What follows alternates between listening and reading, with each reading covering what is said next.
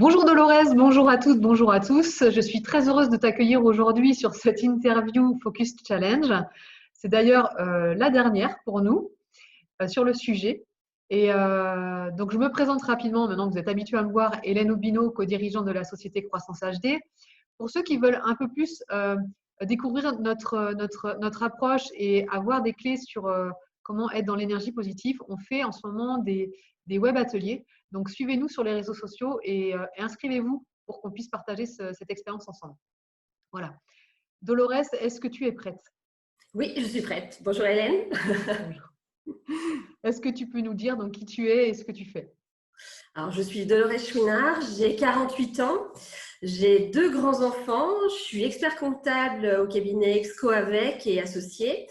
C'est un cabinet d'expertise comptable basé sur la Loire-Atlantique et on accompagne nos clients dans l'expertise comptable, différents métiers, le commissariat aux comptes, la paye, le conseil social, le conseil fiscal. Ok. Est-ce que tu peux nous dire quelle est la raison d'être de ton entreprise? Ouais. En tant qu'expert comptable, on contribue à la réussite des entreprises du territoire en accompagnant tous les chefs d'entreprise dans leurs problématiques fiscales, comptables, financières, à partir de leurs données chiffrées. Et notre rôle, c'est de les accompagner dans toutes les phases de leur vie professionnelle, de la création à la croissance, à la transformation et parfois malheureusement à la fin de leur activité. Mais effectivement, je me considère un petit peu en tant qu'expert comptable comme le médecin généraliste de l'entreprise en général. D'accord. Et par rapport à la situation qu'on a vécue de confinement et la situation du Covid-19, est-ce que tu peux nous dire comment vous avez été impactés? Alors nous, la période où c'est arrivé, en fait, mi-mars, c'est la période pour nous où en général, c'est la période la plus compliquée en termes de charge de travail. C'est la période où on reçoit énormément de clients. En général, je fais 4 à 5 rendez-vous bilan par jour.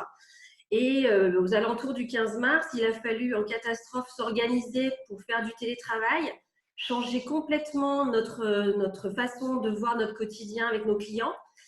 Et aussi se poser la question de comment accompagner tous ces dirigeants à qui on a demandé du jour au lendemain de fermer. Donc, notre travail s'est vraiment réorienté sur de l'accompagnement d'urgence et non pas effectivement dans notre travail habituel. On n'a pas été impacté de manière directe parce qu'on avait toujours du travail. Par contre, on sera peut-être impacté de manière indirecte à l'issue de cette crise, puisqu'en fait, la vraie question, c'est est-ce que tout le monde va survivre et quelle est notre façon de les accompagner. Donc nous, aujourd'hui, on n'est pas directement touché par la crise économique en tant que telle, mais en tout cas, on sait que nos clients vont l'être et on pourrait être impactés.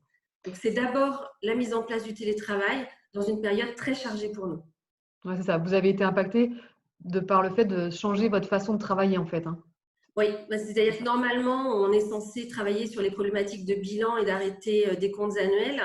Et là, on a essentiellement fait de l'assistance pour obtenir les aides, les fonds de solidarité, la mise en place du chômage partiel, tout ce qui est aide des accompagnements, des dirigeants, les reports de charges sociales, les reports d'échéances fiscales. Donc, on a arrêté notre production habituelle et on s'est recentré sur un autre métier qui était l'accompagnement d'urgence.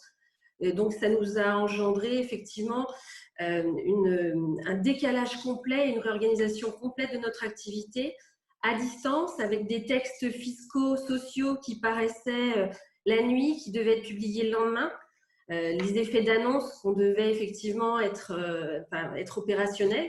Donc, on a mis des nouvelles choses en place à travers ça, des newsletters, une obligation de former nos collaborateurs à distance. Donc, c'est vrai que c'est une nouvelle organisation et un nouveau travail qu'on a découvert pendant au minima les 15 premiers jours de confinement, en fait. Mmh. Ouais, c'est vrai que pendant cette période, les chefs d'entreprise avaient vraiment besoin de leur expert comptable, en fait, pour déjà faire le tri des informations, savoir, parce qu'il y avait quand même un sentiment d'être un peu perdu, en fait, individuellement. Donc, je pense que beaucoup ont sollicité leur expert comptable. Donc, c'est vrai que votre rôle dans cette période était particulier, ouais. Oui, oui, oui. Et du coup, est-ce que tu observes des choses positives? Alors oui, on a le sens de notre travail. l'utilité de notre métier, parce qu'en fait, le premier réflexe de beaucoup de chefs d'entreprise, ça a été de nous appeler. Qu'est-ce que je dois faire demain avec mes salariés? Qu'est-ce que je peux faire pour garantir la survie de mon entreprise? Comment je leur explique les difficultés économiques qu'on va rencontrer? Et en fait, quand je disais en introduction que je me définis souvent comme le médecin généraliste de l'entreprise, j'ai vraiment ressenti mon rôle, alors dans sa légère, enfin voilà, dans sa petite dimension de chef d'entreprise, mais en tout cas, on a vraiment été le conseil et le soutien de beaucoup, beaucoup de chefs d'entreprise pendant cette période, pour les aider, ne serait-ce qu'à se poser et à faire le point sur leur propre activité et les soutenir parce que dans ce confinement, l'isolement était important. Et nous, on était là au téléphone pour répondre effectivement à l'ensemble de nos clients, les associés, comme tous les collaborateurs, les responsables paye du cabinet, pour les soutenir aussi dans ces difficultés-là. Garder le contact à distance, mais garder le contact. Oui. Et du coup, quels ont été tes éléments de ressources? Et quels sont-ils? Peut-être encore maintenant d'ailleurs.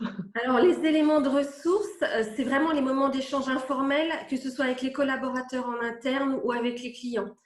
Le fait finalement de s'appeler pour se poser la question de comment on va, de parler d'autres choses parce que finalement les dirigeants avaient le temps, ils étaient confrontés eux à l'inactivité pour certains et se poser peut-être sur des questions de stratégie, d'avenir, et ça c'était des éléments, j'ai appris à découvrir les humains qui se cachaient derrière certains clients, derrière certains collaborateurs. Et puis, un élément de ressource aussi important, c'est les moments partagés, le temps, la famille, la notion du temps qui est devenue complètement différente. Tout à l'heure, je disais qu'en mars-avril, pour nous, c'était une période où, en général, le nez dans le guidon et on avançait à fond.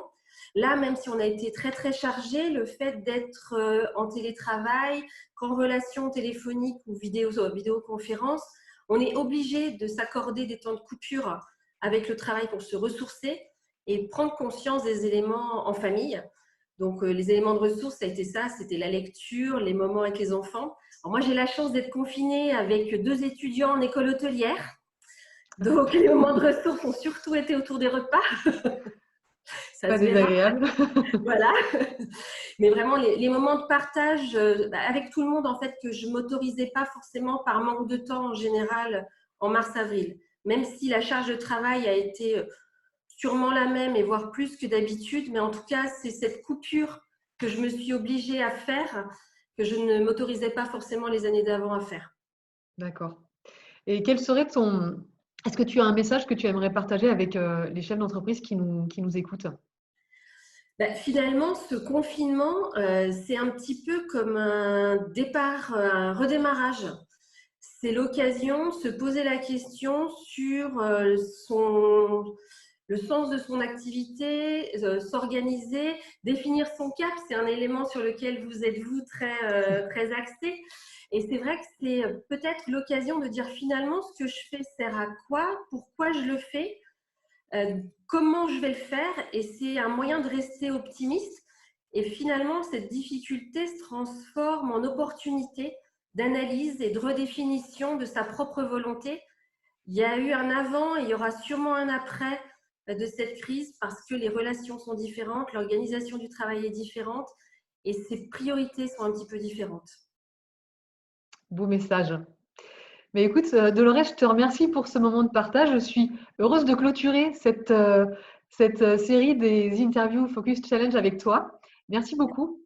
Merci Et à toi. puis, quant à moi, je vous dis eh bien, à bientôt pour un autre sujet d'interview sur lequel on est en train de réfléchir. On est bien avancé. Donc, on reste connecté.